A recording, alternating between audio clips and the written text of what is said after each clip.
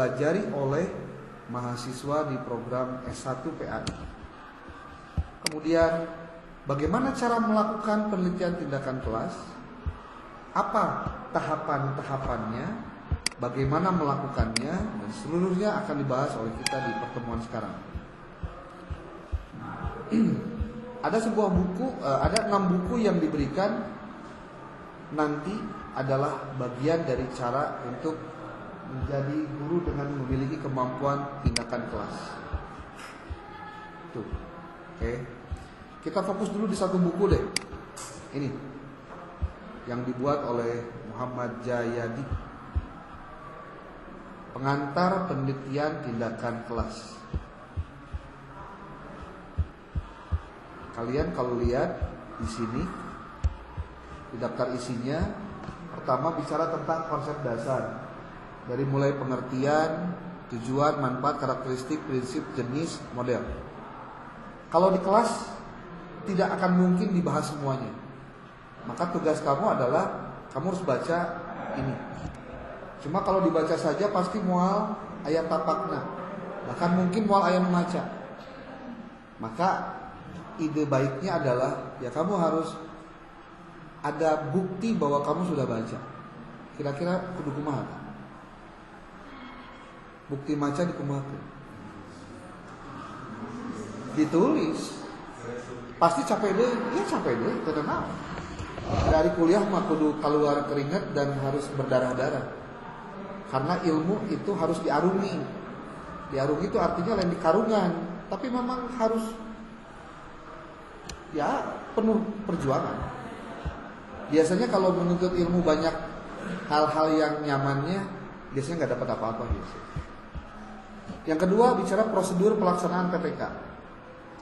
Dari mulai penetapan fokus masalah, perencanaannya, pelaksanaannya, pengamatannya, dan refleksi. Lalu yang ketiga merancang PTK itu seperti apa? Yang keempat pengumpulan data dan analisis data. Lalu ada penulisan kesimpulan dan saran. Yang keenam sistematika laporan PTK dan teknik penulisannya.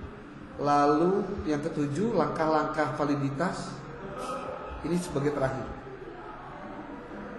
Nah sekarang pertanyaannya adalah kenapa di Prodi PAI S1 ada mata kuliah penelitian tindakan kelas?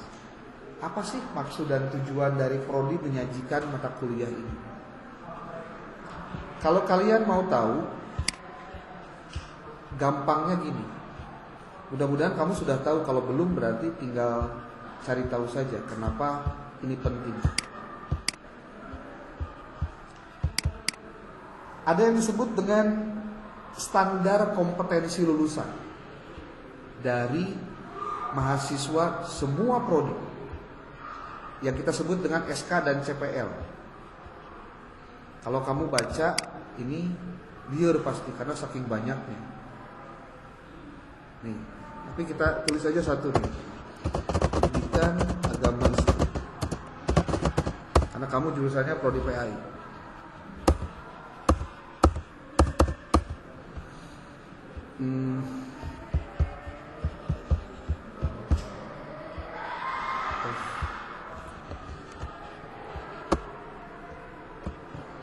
Pendidikan agama Islam.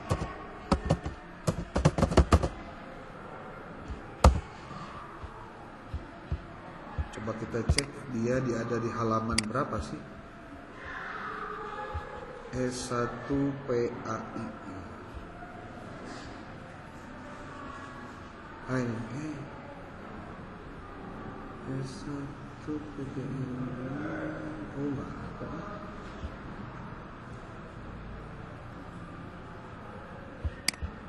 Tuh, gila. Saking lobana PAI itu. Kita lihat di sini deh. Di jenjang. Nah, SKL, CPL, jenjang sarjana Prodi PAI ada di halaman 166. Kita masuk ke 166.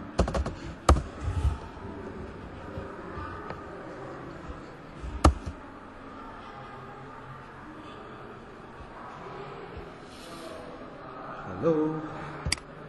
Nah, Lihat. Standar kompetensi lulusan dan capaian pembelajaran lulusan jenjang sarjana PAI, prodi PAI. Kamu tuh harus tahu bahwa kamu belajar di PAI itu ada tujuannya. Apa sih tujuannya? Pertama, kamu harus tahu profil lulusan kamu jadi lulusan PAI itu naon. Ada standar minimal yang kamu harus tahu tentang prodi PAI. Lihat. Profil utama lulusan program studi PAI adalah sebagai pendidik mata pelajaran PAI. Pendidik mata pelajaran PAI. Terus pada sekolah dan madrasah SD, SMP, SMA, MI, MTS, MA, SMK, MAK. Kemudian selain pendidik, keduanya peneliti. Karena itu peneliti. Ini peneliti. Si salah nempok. Nyata. Kalau kurang gede orang gede. Peneliti dan pengembang bahan ajar PAI. Jadi ada 3 minimal. Itu minimal kan deh. Saya bilang ini minimal. Kamu belajar selama 4 tahun kurang lebih di kampus, kudu boga kemampuan untuk menjadi pendidik, peneliti, dan pengembang bahan ajar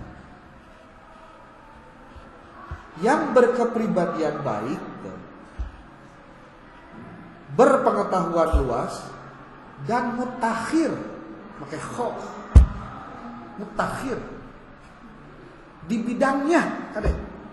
Berarti kamu tuh sebagai seorang calon lulusan PAI yang bakal jadi pendidik, peneliti, dan pengembang bahan ajar harus selalu update dengan semua informasi tentang pendidikan. Selain itu, mampu melaksanakan tugas dan bertanggung jawab berlandaskan ajaran dan etika keislaman, keilmuan, dan keahlian. Sekarang kalau ceritanya pendidik udah nggak dibahas lagi lah. Pasti kalian pelajari yang namanya evaluasi pendidikan, psikologi pendidikan, segala rupa tentang pendidikan belajar. Tapi buat jadi penelitinya, oke, semester lalu sudah hatam metodologi penelitian, walaupun dengan berbagai-bagai. Dan dosennya kata ini, ya kalau nggak dibantu sama kalian sendiri, usaha ini juga sia-sia. Dan dosen mau ukur bisa memberikan clue atau petunjuk, yang belajarnya kan kalian juga. Kalau untuk profil pendidik udah nggak usah diragukan. Tapi untuk asisten peneliti pendidikan, nah, kok asisten peneliti tadi dulu peneliti? Ya, awalnya ujung-ujungnya ke sana sebenarnya. Lihat, asisten peneliti pendidikan, sarjana pendidikan yang memiliki kemampuan kerja, penguasaan pengetahuan, kemampuan manajerial, dan tanggung jawab sebagai asisten peneliti dalam bidang pendidikan agama Islam yang berkepribadian baik, berpengetahuan luas dan mutakhir di bidangnya, serta mampu melaksanakan tugas dan tanggung jawab berdasarkan ajaran dan etika keislaman, keilmuan, dan keahlian. Berarti kalau ini yang harus dilakukan, maka kamu boleh lihat nih. Nah itu anu kudu ngerti teh orang pendidikan, karena kudu ngerti kurikulum. Ini kurikulum perguruan tinggi. Karena saya selalu bicara tentang masalah RPS, masalah kurikulum, nukia pasti selalu ke bawah. Kita lihat di sini, ada yang disebut dengan aspek ini, CP Prodi, capaian pembelajaran Prodi. Kamu teh S1, spidol tuh. Kalau bicara tentang level kemampuan, itu masuknya ke level 6 dalam KKN. Karena S1. Kalau level 6 berarti kemampuan kamu dalam hal sikap paling tidak kudu boga 6 hal ini. 6, sorry. Ada 9, 10, 11, 12, 16, 18. 18 buah sikap yang ada dalam sikap dan tata nilai yang harus diinsersi atau harus dimasukkan dalam setiap perkuliahan.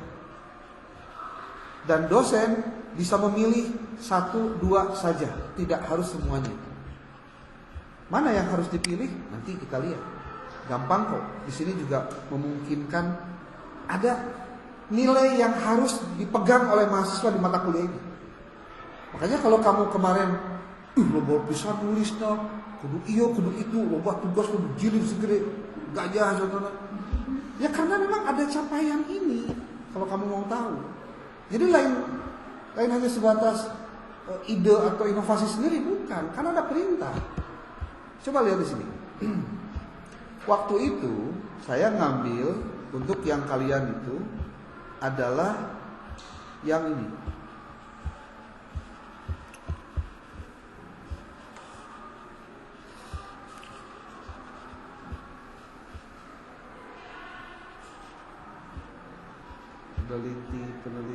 Peneliti. Nah ini.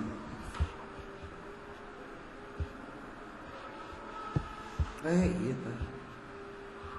Menginternalisasi nilai norma dan etika akademik untuk di mata kuliah Medlit. Kok ini? Ya harus ini. Tambah satu lagi, ini nih.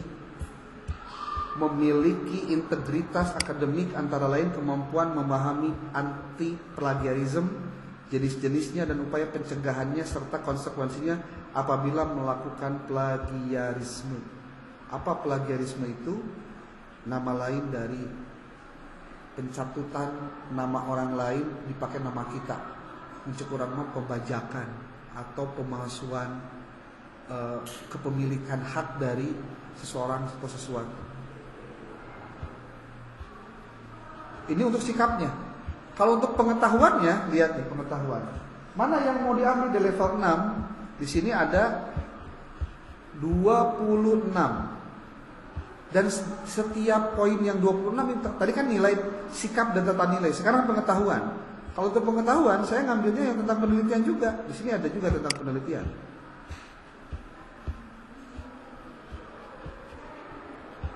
Menguasai pengetahuan Pancasila atau bisa lama iyalah aya non teh ada pekerjaan yang sudah selesai dengan membuat RPS-nya di mata kuliah Medlit ya, belum yang ini.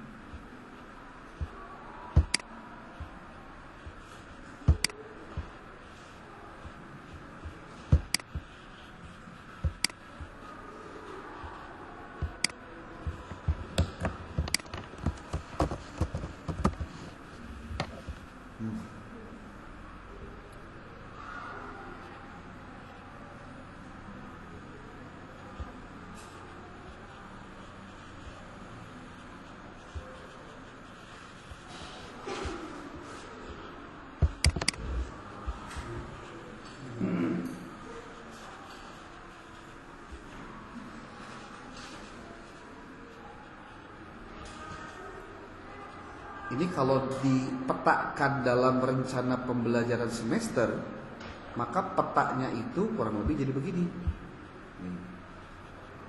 Nah kalau di guru namanya RPP, namun di dosen namanya RPS. Tuh. Seperti contoh ini, sikap dan tata nilai. Tuh ada 3. Menghargai keanekaragaman budaya, pandangan agama dan kepercayaan serta pendapat dan temuan original orang lain. Yang ke-8, yang S8-nya menginternalisasi nilai, norma dan etika akademik. Yang ke-S10-nya menginternalisasi semangat kemandirian, kejuangan dan kewirausahaan. Jadi ketika dosennya minta supaya mahasiswa itu punya nilai kemandirian, kejuangan, struggle maksudnya, terus kudu juga berwirausaha, berarti apa saja yang harus dilakukan. Jadi kalau yang kemarin itu diterapkan, paling tidak capaian untuk bisa menuju ke sini itu dilakukan. Terus secara pengetahuan, menguasai teori dan aplikasi penelitian pendidikan agama Islam melalui pendekatan inter dan multidisiplin. Di mana ieu teh P7 teh tah di dieu tah.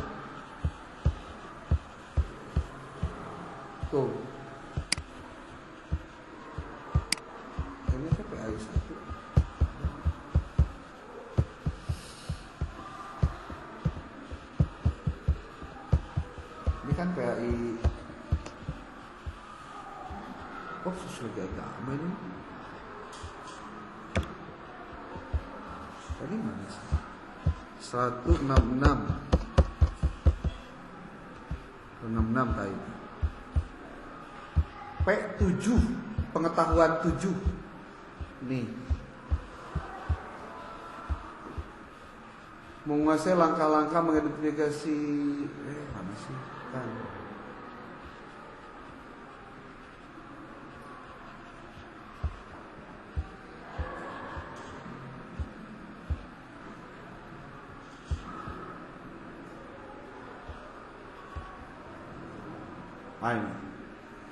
Kemudian yang selanjutnya yang ini. Ini pengetahuan, ada keterampilan. Di keterampilan sudah juga dilakukan ini. Ya, mengembangkan pemikiran logis, kritis, sistematis, kreatif melalui penelitian ilmiah. Kan itu udah terusnya kan penelitian arahnya.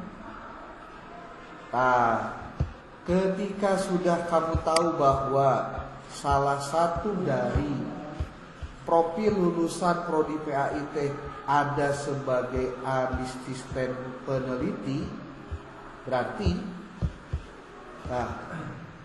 tidak ada caranya yang lain kecuali ya belajar penelitian. Dan di dalam buku pedoman penulisan skripsinya STL Masturia, di situ juga dicantumkan kebolehan mahasiswa memilih skripsi dengan jenis penelitian PTK. Jam naon atuh ayeuna dipelajari PTK-na tapi terjadi bahan buat penelitian terus. Dari mana kita tahunya? Ini tinggal kan dia. Sudah punya buku pedoman penulisan skripsi belum? Belum. Kudu boga, tanyakan ke Kang Nasir. Ya. Walaupun kamu belum ngapa-ngapain, tapi dari sekarang punya harus tahu. Nih, coba lihat. Ini mah bukunya berupa PDF.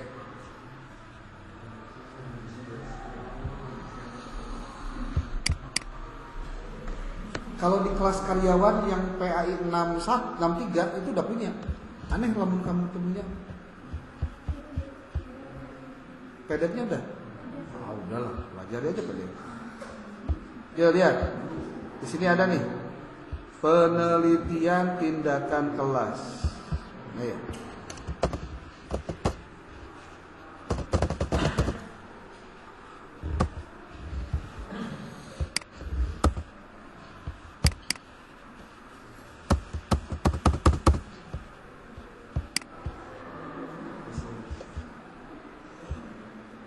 Nah, kalau kamu buka yang bagian ini, ini, tuh, ada di halaman 12. Nih, kalau kamu nanti menyusun proposalnya, kudu kieu sistematikan. Kemarin kan waktu disuruh bikin proposal, walaupun proposalnya proposalan, loloban nama copy paste, terus saya nggak tahu baca copy paste. Kamu anggap akan apa? Nyaho lah. Karena apa? Karena temakai ilmu nulisnya yang penting beres dan ngumpulkan tugas. Tahu tuh masalah? Belum ada kesadaran bahwa orang itu udah bisa. Ini strukturnya nih.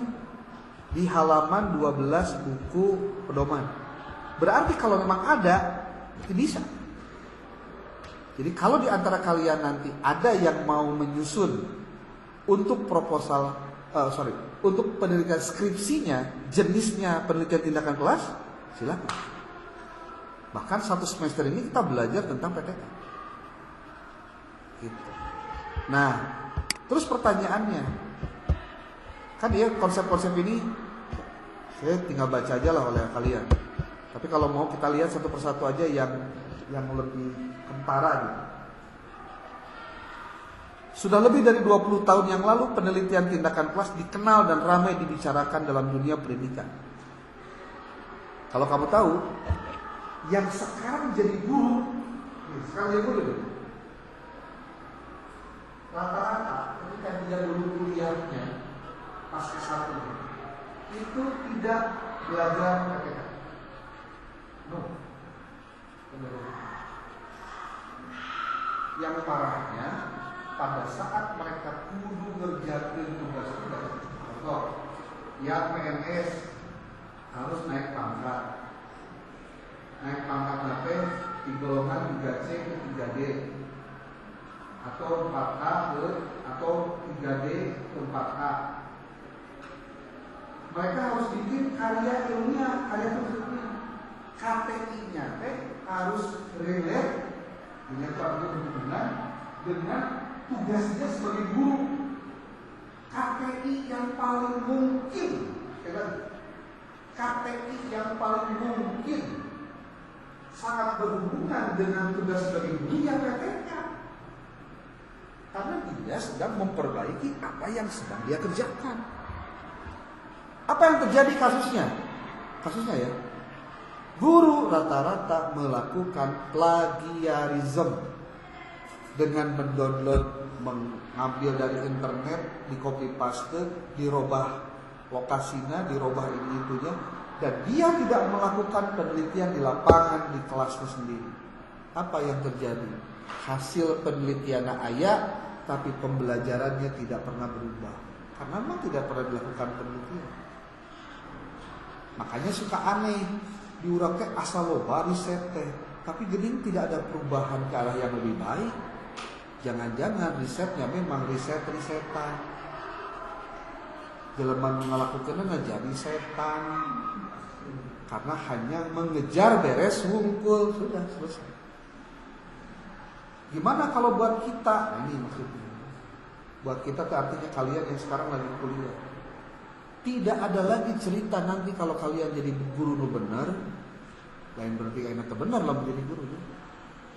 Kalau kalian nanti jadi guru yang memang benar guru, sudah jadi sarjana pendidikan, pastikan apa yang kamu dapatkan ketika kuliah itu dimanfaatkan pada saat kamu jadi guru. Dan mengajar itu hakikatnya meneliti. Ya, mengajar itu hakikatnya meneliti. Zaman akan baru ngajar di dia, maksudnya tahun 2005, 15, 2014, pertama kali mengajar di sini, ya maksudnya. Sekarang sudah mau 2025, berarti hampir 10 tahun. Apakah ngajar sama? Itu, kenapa? Polanya sama? Tidak. Di 2015 saya kayak online. Online aja ketika tahun 2020 ini pas corona. Gaya juga lain. Itu tetap muka. Tugas saya sendiri. Cara dari saya. Polanya sama, tapi praktiknya beda. Pola itu artinya gini, bertujuan untuk mahasiswa supaya bisa, ya wayana, kudu kumaha, kudu digecak gitu, mun bahasa baju mah diseuseuh, bersih. Diseuseuh emang asup ke nungkul, tadi kocak itu. Mau yang bersih itu mah. Dia kocak bos. Jangan baheula malah aya hiji alat khusus dina naon, dina kayu. Ora dina naon? Digebugan ke si naon teh. Si baju. Pernah ningali teh? Saking kunaon teh? Hayang bersih juga. Istilah dalam bahasa Inggris namanya classroom action research. Dari namanya sudah menunjukkan isi yang terkandung di dalamnya itu sebuah kegiatan penelitian yang dilakukan di kelas. Tapi ini tidak berlaku untuk guru penjaskes. Penjaskes di lapangan. Menurut Khamis, PTK adalah penelitian tindakan adalah suatu bentuk refleksi yang dilakukan oleh para partisipan dalam situasi sosial termasuk pendidikan untuk memperbaiki praktik yang dilakukan sendiri. Ingat, memperbaiki. Jadi tujuan PTK tidak ada lagi caranya untuk perbaikan. Perbaikan apa kalau dalam PAI? Perbaikan mengajar, perbaikan prestasi, perbaikan minat, perbaikan motivasi belajar, perbaikan hasil belajar. Dengan demikian akan diperoleh pemahaman yang komprehensif mengenai praktik dan situasi di mana praktik tersebut dilaksanakan. Nah, berikut ini akan diuraikan pengertian-pengertiannya. Nah, ini kalau penelitian mah sudahlah, ini sudah bisa dipahami. Tindakan, kelas.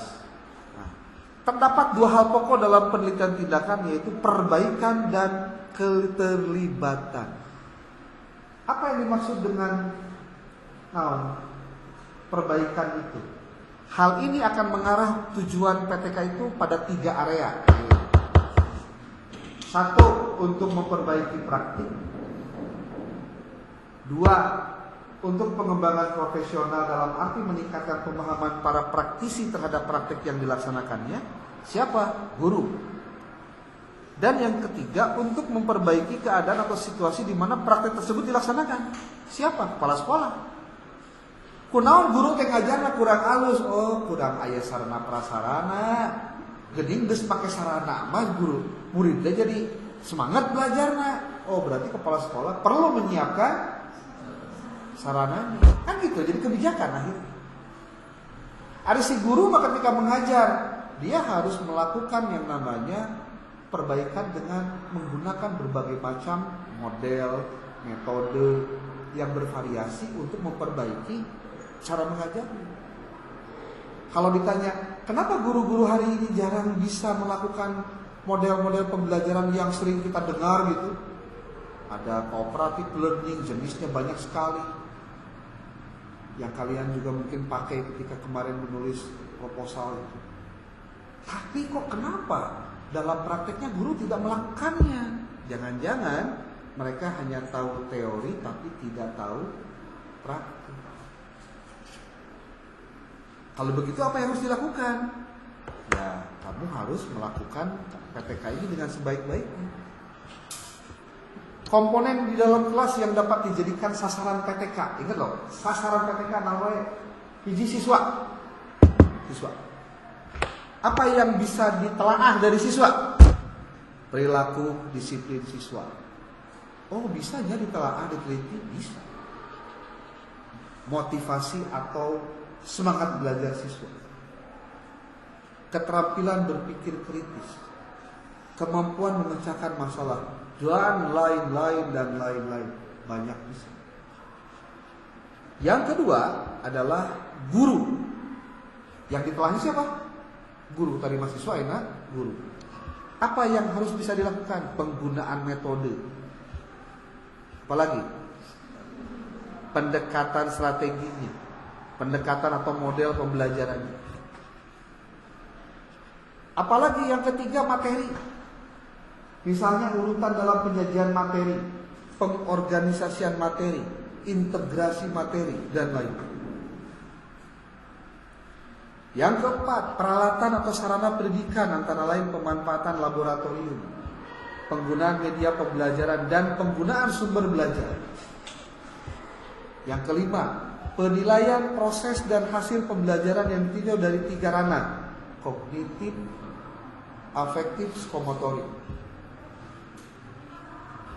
Lingkungan, mengubah kondisi lingkungan menjadi lebih kondusif. Misalnya, penataan ruang kelas, penataan lingkungan sekolah, dan tindakan lainnya. Yang ketujuh, pengelolaan kelas, antara lain pengelompokan siswa, pengaturan jadwal pelajaran, pengaturan tempat duduk, penataan ruang kelas, dan lain sebagainya. Itu bisa dijadikan sebagai sasaran dalam penelitian tindakan. Kalau kamu buka Google Scholar, kamu tulis di situ PTK Pendidikan Agama Islam, maka kamu akan temukan banyak sekali riset-riset terkait dengan penelitian PAI yang sudah jadi skripsi sudah tesis, bahkan sudah jadi artikel jurnal. Kita lewat dulu itu. Kita lanjutkan ini. Karena makna kelas dalam PTK adalah sekelompok peserta didik yang sedang belajar bersama maksudnya dalam waktu yang bersamaan, serta guru yang sedang memfasilitasi kegiatan belajar, maka permasalahan PTK itu cukup luas. Permasalahan tersebut apa saja?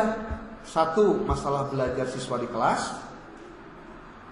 2. Pengembangan profesionalisme guru dalam rangka peningkatan mutu. Yang ketiga, pengelolaan dan pengendalian.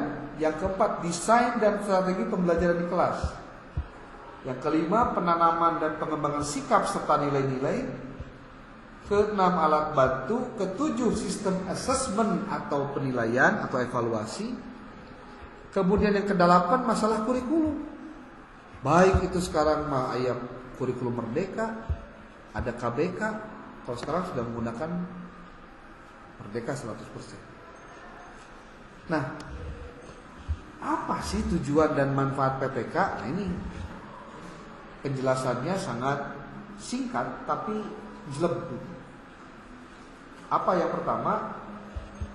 Tujuan PPK adalah kenaon itu?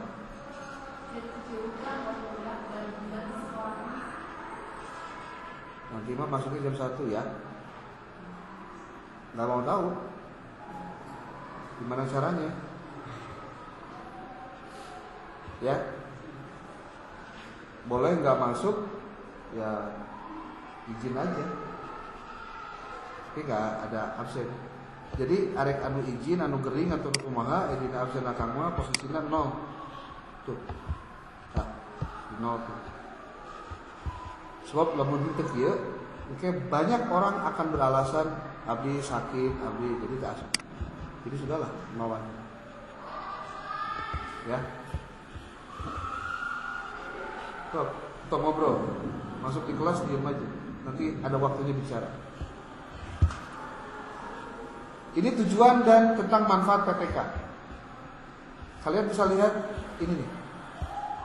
Tujuan utamanya adalah memecahkan masalah nyata yang terjadi dalam kelas, sekaligus mencari jawaban ilmiah mengapa hal tersebut dipecahkan melalui tindakan yang dilakukan.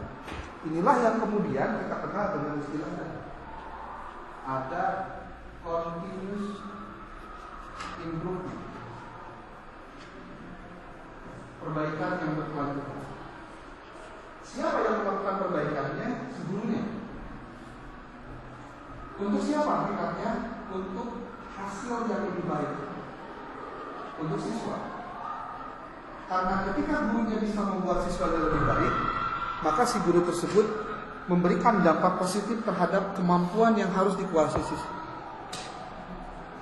Apalagi guru PAI. Ya. Nih. Dan ingat, dijawabnya secara ilmiah. Kunaon make kudu ilmiah? Jawabannya sederhana sebetulnya. Karena kalau jawabannya tidak ilmiah, nanti guru akan ngeles kalau ternyata banyak siswa yang tidak mencapai target yang diharapkan. Contoh, guru PAI kita ditanya, "Ai kamari budak kunaon can bisa praktek salat?" "Ah, budak nawe bararodo eta mah." Nah, salah. Lamun terlalu banyak siswa yang bermasalahnya, berarti yang salah bukan siswa dong, gurunya. Atau lain di kelas ini masih gak nama ayaan guru man. Jadi hawa budak belajar teh jadi perasaan teh ke orang teh males ya gitu teh ngajar teh. Itu kan jawaban yang tidak ilmiah, yang menyalahkan orang pihak ketiga gitu. Padahal pugu-pugu guru nate tidak mau meningkatkan skill mengajar, tidak bisa menggunakan media pembelajaran, teu apal kumaha carana mengupdate informasi. Atau gurunya loba alasan. Kasus banyak di sekolah ini begini. Esuk-esuk guru datang, ke mana? Ke sekolah. Sibuk neangan naon? Neangan buku. Kunaon buku pelajaran. Pas bel asup, Aduh, jadwal ngopi ya kudu nama. Ya, budaklah panggil, neng. Budak kelas 4 makan geus rada gede nya. Sopat kelas 5, kelas 6. Ieu mah SD, contoh SD atau di MI. Kalau kamari kan ketika dia kan pelajarannya nya. Nah, lanjutkan ke dia nya. Bukan nulis. Kada ya, kudu ditulis. Bedakeun ka baru udah lamun kan nulis ke disintreun. Nah, geus mulai dah. Tulis video. Pokoknya nenek bapak datang mah tong ka eureun nulisna. Tulis. Oh, aya budak teh kan nurut we. Mohon Pak, mangga. Oh. Budak awewe anu jadi sekretaris teh. Cukurang manaon? Menyampaikan di hadapan Pak. Barudak, baru bapak bieu cenata udah nyerat. Namun ternyata kadenya budak teh nulis. Bener budak teh cangkeulnya. Didik teh ya. Selanjutnya sudah kita. Jadi di kelas teh pelajaran naon? Menulis. Kunaon sababna? Guru nakedul. Ada gurunya di mana? Ngobrol kene di kantor, bari ngopi. Nyawa HP aya nama bisa maca koran, bisa scroll TikTok, Instagram. Kira-kira kalau kamu jaga boga budak di sekolah anu guruna siga kitu daek teu. Kuduna mah entong. Berarti jangan menjadi orang yang seperti itu kelakuannya. Nah, Kang make apal baheula keur akang di SD ngajar 2 tahun. Di tahun 2000 hiji tepi ka 2000 hiji tepi ka 2003. Beberapa baturan akang harita keur ngajar kelakuanna siga kitu. Ternyata ragep sarua di sekolah sajen ge aya begitu teh. Mendingan lain dia mukul. Awalnya teh sugan teh nya. Orang udah terbiasa cicing di kantor ngobrol, ngopi gitunya isuk-isuk teh. Ngajar ditinggalkeun ka budak, tanggung jawab urang mah. Kelas pokoknya di kelas. Can waktuna istirahat mah standby heula di kelas. Mun waktuna keur istirahat ya sudah, lain cerita. Kalau itu sampai terjadi, boro-boro manehna neangan secara ilmiah. Boro-boro. Kang kemudian buah-buah itu mah guruna baheula keur kuliahna nganukeun nepi gerbang hungkul teh asli bener kan aya gitu teh. Bahkan baheula mah ya istilah si eta mah cenah tara ngedang bangku kuliah cenah gitu. Emang bangkuna di daharan kan lain maksudnya. PTK juga bertujuan untuk meningkatkan kegiatan nyata guru dalam pengembangan profesinya. Jadi makanya gini, kenapa mengajar itu meneliti? Pada akhirnya seseorang itu akan tahu bagaimana dia meningkatkan kemampuannya kalau dia menelaah diri sendiri. Kamu tahu nggak? Semester lalu ketika mata kuliah metrik, sakit tumar ada haleung sebenarnya dibanding semester sebelumnya. Dina pelebah ngumpulkeun tugas walaupun kekeh we aya nu punten mah. Bu Titi mah ya kene. Itu Bu Titi. Kayak orang Sunda sama ini. Nanya lah. Oh, Bu Titi teh bapana salakina Pak Titi.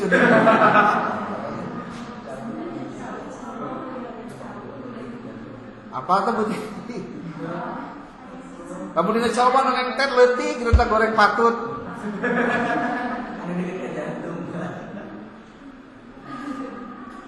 Kamu dina kalapas samanggar sok aya nu gagal dengan. Aya wae nu gagalna teh teu kabeh alus. Tapi sakitu ge lebih halus daripada tahun sebelumnya. Dari jumlah ya, dari jumlah. Padahal di omongan mah sarua di pertemuan pertama kayak pasti akan ngomong. Kadenya tugas ieu teh, tugas 16 kali pertemuan, tugas 4 bulanan. Percaya teh bahwa nanti dia pada saat pengumpulan tugas aya we bisa beres. Benar tuh. lain malaikat ngomong gitu teh.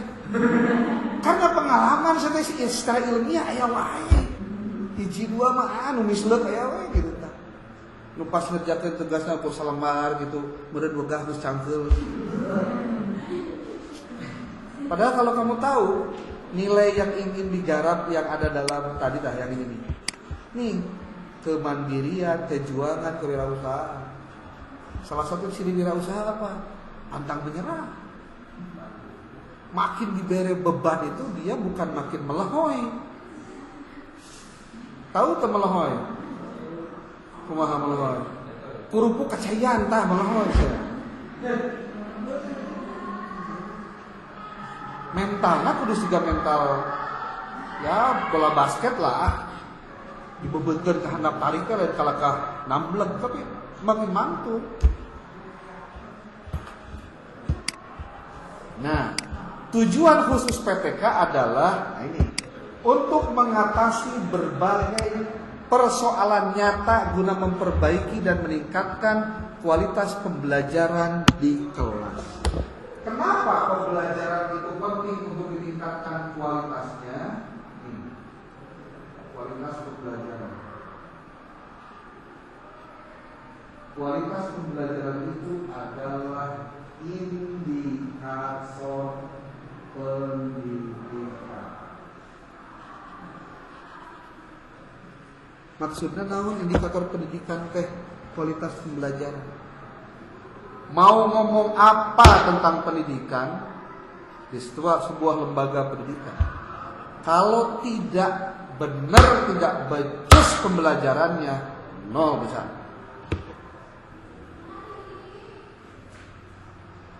Cenah dari tamat dosennya sibuk, jadi tara asup, goreng patut dosen gitu. Ngerti tuh? Karena apa? Kualitas pendidikan itu diukur dari kualitas pembelajaran. Kalau kamu mau ngomong tentang kualitas pendidikan di Almas kuliah kumaha, tanpa proses pembelajaran atau jauh-jauh. Ulah nempo dosenna doktor, profesor, sahat, ulah. Standar minimalna magister we heula. Kuliahna rajin teh. Kualitas pembelajaran dijaga teh. Sabaraha kali teh asup. Lamun teh asupna digantian jadwalna ngajar jam yang lain enggak. Karena harus ada komitmen dalam pembelajarannya. Enggak boleh enggak. Kamu ya, suatu saat jadi guru ceritanya. Terus kamu ngajar di kelas siswa. Tapi kamu loba ninggalkan tugas ngajar kamu gara-gara kamu kudu ngiluan pelatihan, terus deui naon, rapat lah naon. Sebenarnya goreng patut itu.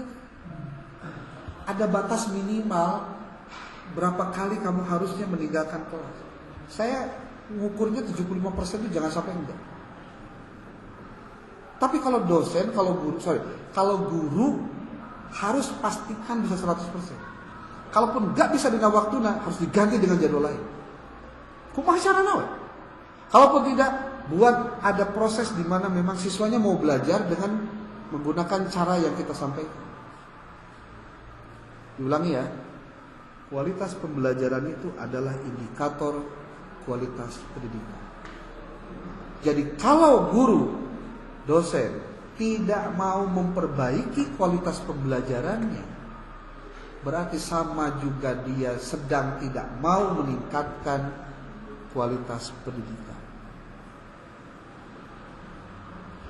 Nah, secara rinci tujuan PTK itu seperti ini. Meningkatkan mutu isi, membantu guru dan tenaga kependidikan dalam mengatasi masalah pembelajaran, meningkatkan sikap profesional pendidik, menumbuhkan, mengembangkan budaya akademik di lingkungan sekolah. Nah, yang hilang di lembaga pendidikan sekolah kita termasuk di madrasah naon budaya akademik. Dianggapnya budaya akademik teh khusus di kampus, bukan. Setiap insan akademik seperti guru, siswa, dosen, mahasiswa, semuanya harus ada dalam kultur akademik, budaya akademik. Gak boleh enggak. Cenah si eta mah hebat tulisanna loba, pantes da dosen. Lah ari guru kan sarua insan akademis. Tapi diurangnya cenah guru nage maralas, bung nulis dan nu kedua mah tong boroning di guru di dosen ge aya. Cek saha rajin kabeh gitu. Kadang-kadang aya nu ngajokian oge. Apa teh joki?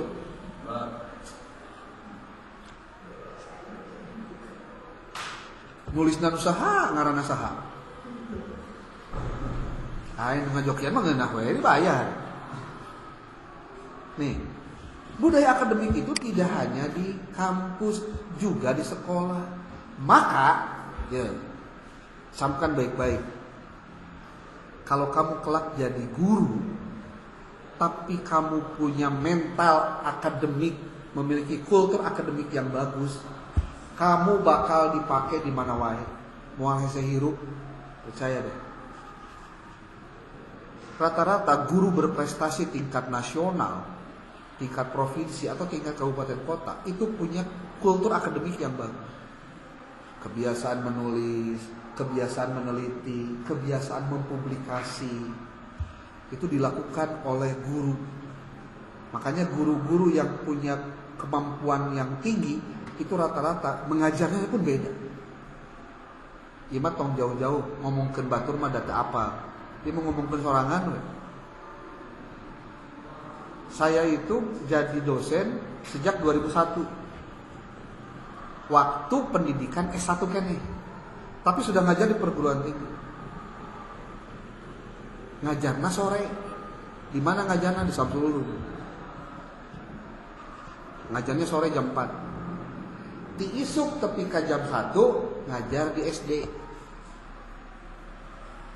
SD-na kelas 2. Budak teh lehwan, congean, bener. Asli. Pernah ngalaman ngajar budak sigak itu. Maksudnya ngajar di situasi begitu pernah. Ya orang tuh bisa ngajar kuliahan, ya sukun SD nggak bisa, beda. Ceritanya akan pindah ke Cibadak tahun 2003. Ngajar kene, nggak jadi dosen mah teu eureun di 2000 jadi kamu enak ngajar di perguruan tinggi mah teu eureun. Da aya beda masalahna. Ieu budak nu diajar teh barudak SMP nu naik SMA usiana di antara 14, 15, 16. Anu manehna teh bakal papanggih lamun geus kelas 12 masuk kuliah. Da urang sok ngajar papanggih jeung barudak kuliah. Ngajar teh kita sudah kasih mereka pemahaman-pemahaman ngajar teh. Jadi kieu, gaya ngajar urang di kampus seetik loba napas papanggih dengan komunitas yang relatif sama itu ke bawah. Nulis, diskusi, ya gitu, kumaha lah. Cara ngajar, gaya, ya gitu-gitu. Sehingga sok sakabayang, oh bener itu gara-gara orang aya di kultur akademik seperti itu. Bahkan nungarana nulis, nungarana bikin artikel, gitu, tulisan gitu. Itu sejak jadi guru sorangan ketika jadi dosen dulu dan sampai sekarang itu nggak pernah berhenti. Apalagi dengan adanya media sosial, adanya dunia maya, dunia digital sudah lebih ekstrim lagi masih. Minimal di sabulan saya suka ngirim 3 artikel untuk dipublish di koran online. Minimal ada tuh. Minimal. Karena lebih fokusnya ke buku-buku ke dunia kampus. Kalau kamu nanti jadi guru, terus kamu punya karakter kuat dalam akademik, melakukan riset sorangan, publikasi, akan bilang tidak akan pernah susah kamu hidup di mana. Karena kamu pasti akan jadi loba jadi narasumber bejaan we. Ucna eta guru berprestasi karena banyak tulisannya. Iya, guru prestasi banyak risetnya. Oh ya, guru prestasi karena apa? Kemampuan melakukan penjelasan bagaimana mengantisipasi problem-problem pembelajaran. Biasa itu. Kalau kamu melakukan itu. Nah, dengan demikian output atau hasil yang diharapkan dari PTKT apa? Peningkatan atau perbaikan kualitas proses dan hasil pembelajaran. Dengan memperhatikan tujuan dan hasil yang dapat dicapai oleh PTK, berarti kita akan mendapatkan sejumlah manfaat kalau kita menulis PTK.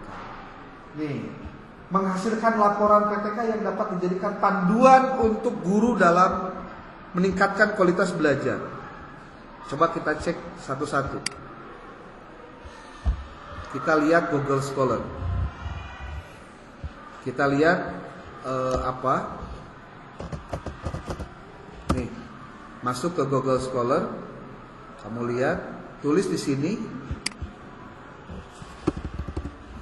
PTK Pendidikan Agama Islam. Nih, contoh-contohnya. Tapi ini mah bukan Google Scholar ya, sorry.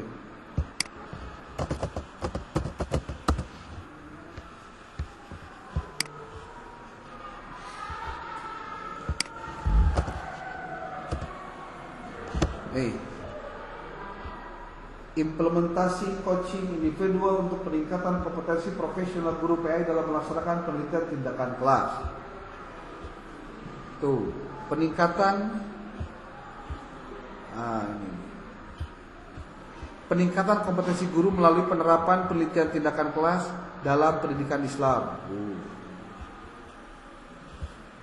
Meningkatkan aktivitas dan hasil belajar PAI kelas 11 TKR SMK Negeri Bulukumba melalui penerapan model pembelajaran bla bla bla bla bla. Ini kalau dibuka lagi nanti bisa lebih ekstrem lagi. Tuh.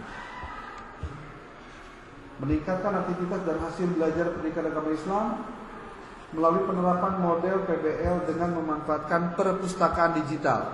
Kalau kamu pengen baca bukunya, klik PDF. Nanti ada ini bisa dibuka. Buat kamu yang kebetulan ngajar di SMK, boleh jadi ini jadi ilmu baru ketika dibaca. Tuh, baca lagi. Setiap hasil riset orang lain, kalau kamu mau menerapkannya di tempat kamu, berarti kamu sedang mencoba untuk mengimplementasikan best practice orang lain untuk menjadi baik di tempat kamu. Baca ya Nata, latar belakangnya gimana, modelnya kayak gimana, tinjauannya, terus PBL naon bisisan apa, lalu ada hasil belajarnya seperti apa, penelitian tindak laku kelasnya kumaha. Tuh.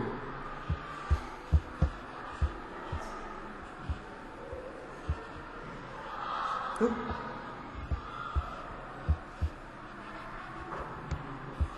Sampai dengan kalian baca terakhirnya apa? Nih, ada simpulannya.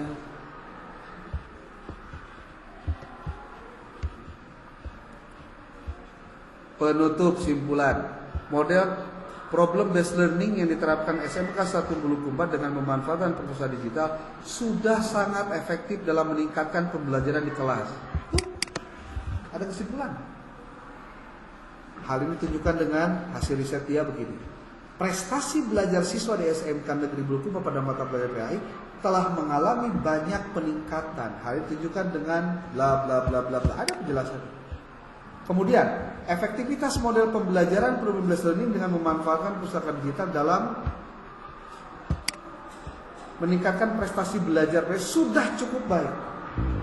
Berarti kalau kamu ingin meningkatkan hasil belajar siswa dalam pembelajaran PAI, maka kamu bisa menggunakan pendekatan menggunakan model pembelajaran problem based learning dengan memanfaatkan perpustakaan perpustakaan digital untuk meningkatkan prestasi belajar. Tuh, bisa.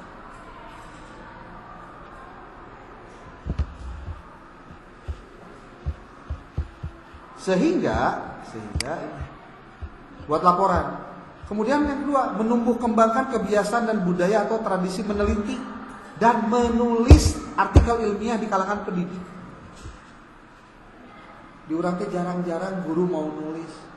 Sok kamu lihat deh, kalau kamu kebetulan hari ini sudah ada di sekolah, di mana guru nulis artikel, di mana guru boga tulisan, sangat-sangat jarang. Padahal ilmu mereka mungkin banyak. Tapi ketika tidak jadi artikel, tidak jadi tulisan, tidak jadi buku, mereka tidak memberikan dampak meluas. Jadi hebatnya kersorangan wungkul, bukan buat orang lain. Yang ketiga, mewujudkan kerjasama, kolaborasi, dan atau sinergi antar pendidik dalam satu sekolah atau beberapa sekolah untuk bersama-sama memecahkan masalah. Ingat ya, sekarang tuh coba dicek Damar, waktu kamu sekarang kuliah di bulan Februari ini. Nih lihat, kamu ketemu lagi dengan Akang nanti tanggal 10. Di mata kuliah ini tanggal 10 masih kuliah tatap muka. Doakan mudah-mudahan sehat walafiat. Mulai tanggal 17 sampai dengan tanggal 1, tugas kamu adalah ke lapangan, melakukan penelitian tindakan kelas. Kamu siap-siap jadi guru model, kamu siap-siap melakukan penelitian tindakan kelasnya. Kamu harus bikin proposalnya dulu. Jadi tugas kamu yang pertama adalah bikin proposal. Proposal TK. Yang kedua, sebelum proposal harus bikin kelompok dulu. 1 kelompok 2 orang. Silakan dengan 2 orang dengan siapa. Yang nanti ada tugas kaji penelitian proposal, bukan berdasarkan kesangkulan oleh penelitian. Kamu di situ harus melakukan komunikasi dengan guru PAI-nya, ngobrol tentang PPK seperti apa, dan kamu nanti ada yang harus jadi guru modelnya. Guru model di kelas, ya, sorangan kan. Nah, ini yuk baru memperhatikan, jadi observer di sini. Pokoknya di pertemuan berikutnya waktu soal itu judulnya tentang pemasaran tadi. Tapi catatannya kamu harus baca dulu materi buku-buku yang aku bakal bikin. Mulai tanggal 17 tadi kan ini mah minggu depannya ya. Kalau di kelas PI 3 dari mulai sini nih sudah mulai mereka. Jadi pertemuan IET mereka mah sudah paparan di kelas. Jadi nanti mah paparan di kelasnya hasil kamu melakukan penelitian di lapangan. Paham tuh? Jadi kamu melakukan risetnya di lapangan 2 minggu dari tanggal 17 sampai dengan tanggal 1. 2 minggu. Benar. Pelaksanaan hanya 2 siklus saja. Paling 2 kali pertemuan. Tapi kan kamu ngobrolnya, komunikasinya, melakukan refleksinya itu tidak mudah. Waktunya 2 minggu paling lebar. Di bulan puasa nanti kamu bikin laporannya, dan laporannya kamu harus bikin PPT-nya dan kamu paparkan hasilnya. Hasil setiap kelompok nanti beda-beda dalam memberikan judul atau masalah untuk risetnya. Jadi masalahnya sebetulnya datangnya di mana? Di lokasi penelitian, benar? Boleh jadi nanti proposalnya dibuat setelah kamu datang di tempat penelitian. Kunaon kamu ke lapangan di lapangan dia saya capek, mari tadi tuh ya nanti dia. Ini sebenarnya jadi peneliti mau kudu gitu, bro. Cari tempat yang orangnya kooperatif, ya. Tapi ingat, dah mempelajari PTK itu untuk kabar udaknya di bejalan. Anak-anak, kita mau melakukan PTK ya. Entah. PTK itu berjalan secara alamiah. Makanya materi yang akan dijadikan sebagai bahan PTK-nya pun itu materi anu ngaguluyur ke guru ngajar. Enak kalau kelas sabaraha, kelompok sabaraha, materi mana, maka itu yang akan dijadikan sebagai bahan PTK. Sekarang sounding saja dulu, ngobrol dengan teman, mau dengan siapa temannya, kemudian nanti di mana lokasinya, ngobrol dari sekarang juga. Dak kudu nama nu jadi guru model nate guru PAI-nya, kamu nonton gitu kudu nama. Tapi rata-rata geus beberapa kali akan ngajar PTK, guru PAI di sekolahnya pada nggak mau jadi guru model. Jawabannya nyawa tuh kenapa? Si kenyawan tuh di sana sebenarnya. Kamu nonton di YouTube cek tentang bagaimana cara melakukan dan melaksanakan PTK. Jadi tugas kamu teh hiji, nonton YouTube, bagi tugas, yang proposal, nulis, baca buku, nulis ayeuna naon nulis dibaca. Loba sih teh tina obrolan dia teh. Kamu enggak ada sih? Asa eueuh tugasnya. Asa eueuh. Lah mah numpuk sih tidak omongan dia teh. Kunaon sababna kudu aya penugasan? Satu saja jawaban. Supaya apa yang kamu dapatkan tidak hanya sebatas yang kamu dapatkan di kelas. Sebenarnya. Kalau kamu kuliah ngandalkeun kana ukur menang di kelas, menang 20% geus alus. Harusnya maksimal dong, bisa 100% lebih. Caranya gimana? Ya kamunya harus gali sendiri. Oke, ada pertanyaan silakan.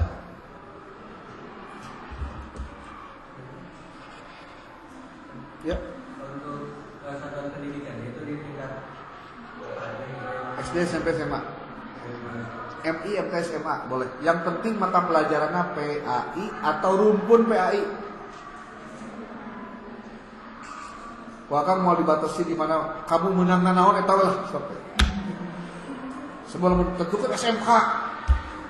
Kamu di abdi mah teh SMK, salah deui kan gitu. Kenapa sebenang-benangna kamu? untuk yang tadi jurus hasil studi pembacaan itu dibuat resume. Ya. Minimal satu babnya 2 lembar. Ingat ya, lamun ngomong 2 lembar berarti bolak-balik. Lamun 2 halaman berarti Kertasnya apa sekarang? ini sigan kamari mah eta pake. Niat nama hiji sebenarnya mah nitah maneh maca. Hah? Oke, hiji heula we. Hiji heula. Ya. Yang lainnya juga banyak yang bagus, tapi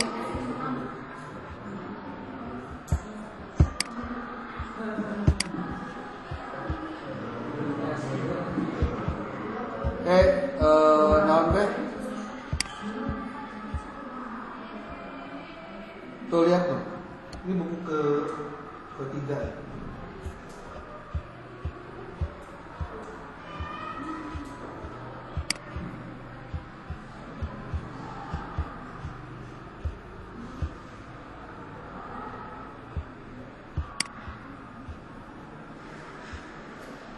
Oke, buku 1 dan buku 3 aja, 2. Yang lainnya bacaan aja. Buku 1 dan buku 3.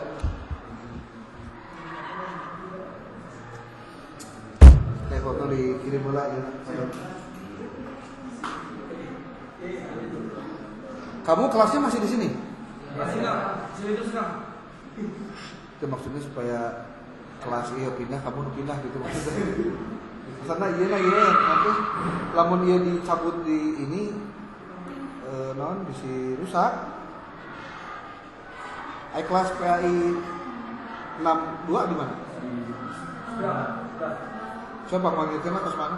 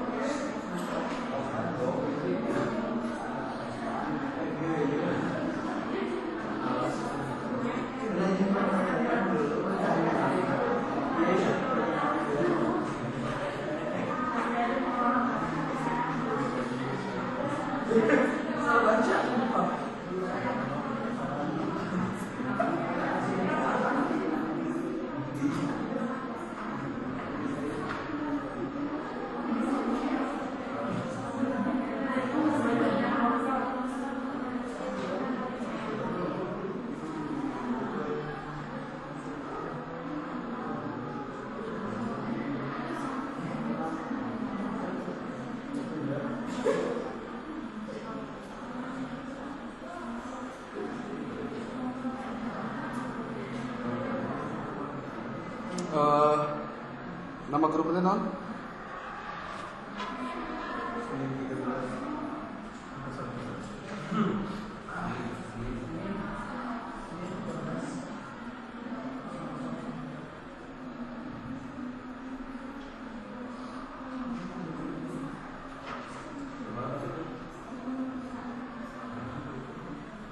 Nah, nama tuh?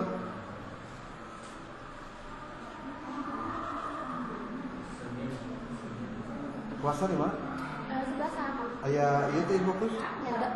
Wah ya. Ayah. Nah, ini nunggu tuh ayah. Baru dak mana ya?